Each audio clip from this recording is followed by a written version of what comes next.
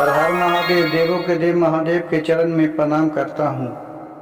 दुर्गा माँ के चरण में प्रणाम करता हूँ।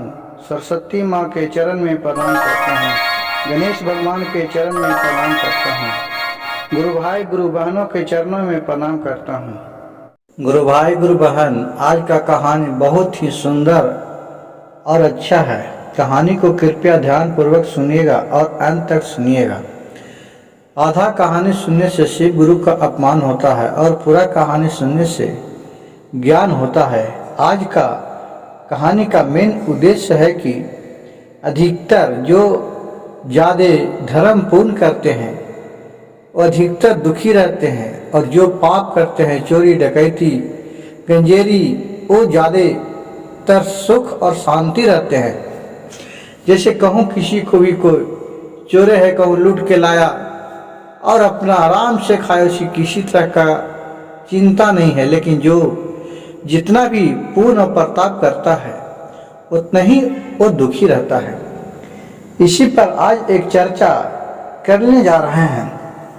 एक गांव में दिनेश और रमेश दो अपने सगे बहुत ही मित्र थे।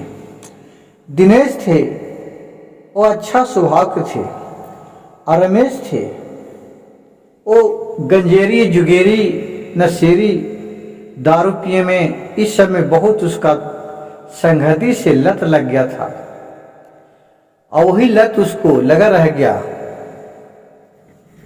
और जो दिनेश था वो ब्राह्मण के पास गया था। बहुत भोलेनाथ की चर्चा का होता था, मंदिर होता था, तो सुबह नहा के 1 लोटा जल जरूर देता था और ओम नमः शिवाय का जाप करते रहता था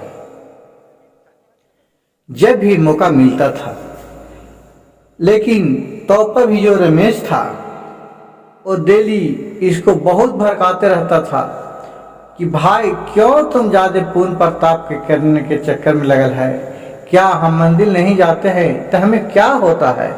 हमें तो तुमसे अच्छा है और अच्छा सुकून से खा पी रहा हो, और नहीं है देखो हमको किसी भी चीज का गम नहीं है।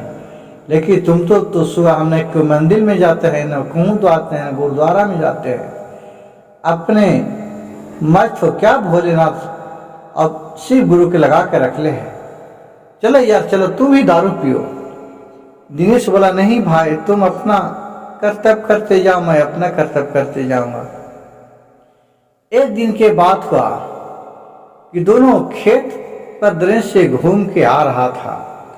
सावन भादों के दिन था, धान रोपा गया था, तो पानी देख के दोनों दोस्त ये था आ रहा था।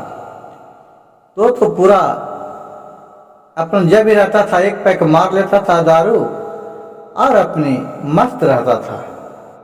जब आ रहा है तो रास्ता में देख रहा है क्या कि एक 2-2 हजार का गड्डी 50,000 रुपया का गिरा हुआ है, जो रमेश को मिल गया।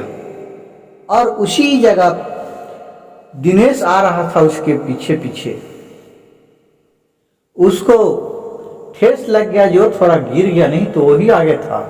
आने में वो आगे था, उसका ठेस लगा, जो गिर गया। जब तक रमेश अपना चल रहा था वो आगे हो गया। आगे था तो इसको देख रहा है कि 50,000 रुपया मिला। तो फिर रमेश बोला कि देखो दिनेश भाई, हमें 50,000 रुपया मिला, तुम बड़े भोलेनाथ के शिव गुरु की जाप करता है, तुम्हें क्या भोलेनाथ दिए?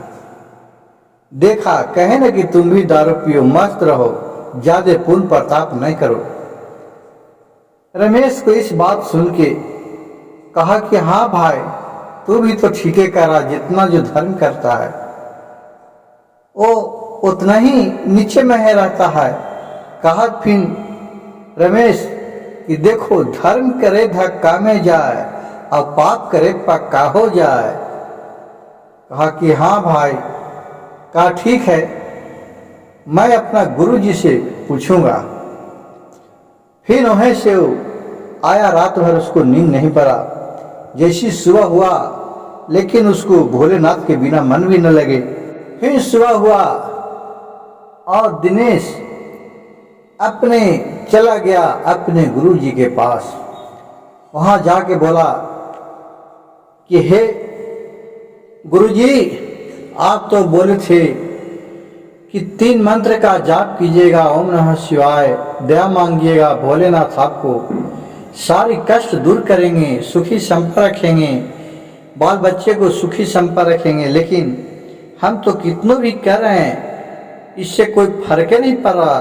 और हमारे दोस्त है रमेश, और दारू पी के, गांजा पी के जुआ खेलता है, चोरी चमारी करता है, वो मस्त रहता है, ये भी हमको बताइए। उनका गुरु जी सुने तो बोले, ये बहुत ही रहस्यमय बात है रमेश, तुम बैठो, तुम्हें मैं बताते हैं। गुरु जी थे जो बहुत आगे पीछे जानते थे, वो अपने भोलेनाथ को ध्यान लगाए, वो देख रहे हैं और बोल रहे हैं कि देखो रमेश, दिनेश था जो अगले जन्म में वो एक महात्मा था, बहुत ही पूजा पाठ करता था। अगर वो इस जन्म में और भी वो थोड़ा पूजा पाठ पर ध्यान देता और भगवान को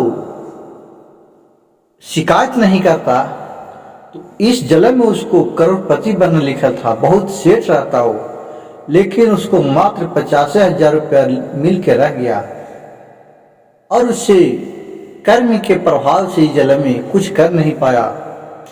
और तुमको अगले जन्म में तुम बहुत ही प्याग था, जुगेरी था, गंजेरी था। इस जन्म में तू पुण्य करने लगा, और उस जन्म में तुम एक नाग को मार दिया था। उसमें नागी ने तुम्हें श्राप दे दिया था, आज तुम्हें मृत्यु का समय था। लेकिन तुम भोलेनाथ को नित्य दिन सुबह शाम पूजा करता है, जल चढ़ाता है, ओम नमः शिवाय, श्री शिवाय नमः का जाप करता है, 3 मंत्र का उच्चारण करता है सुबह सुबह उठ के।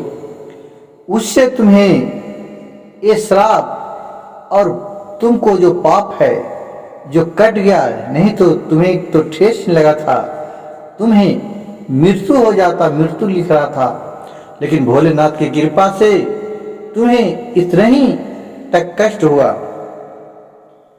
और देखो, तुम अपने आप में सोचो कि जितना तुम सुकून है पूजा पाठ करके, जितना भी आप आधा रोटी खा रहे हैं, 1 रोटी खा रहे हैं, उसी में एकदम सुकून है। लेकिन वो देखो, दारू पी रहा है, गांजा पी रहा है, उसमें भी वो कितनों ऐश करा है, उसमें भी वो सुकून नहीं है। वो खत्म हो जाता है और फिर लगता है कि कहने से कि इसको लूटूं, पैसा लाऊं।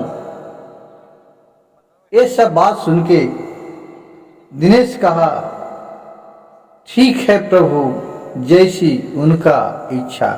और फिर अपने घर आया, अपने परिवार के साथ हंसी खुशी रहने लगा और बोला, और इसी अपने बाल बच्चे को शिक्षा दिया। और जब इसके बाल बच्चे हुए, बहू हुए, तो बहुत ही धनी आदमी बन गए। पोता पोती बेटा के भी कर्तव्य इसका जन्म का कुछ प्रभाव पड़ा। गुरु भाई गुरु बहन, अगर मेरी कहानी अच्छा लगे तो कृपया मेरे चैनल को लाइक कीजिएगा, शेयर कीजिएगा और एक सब्सक्राइब कर दीजिएगा जो नहीं किए होंगे जी। कथा कहने वाले और सुनने वाले भोलेनाथ सबको मनोकामना पूर्ण करे। हर हर महादेव, घर घर महादेव।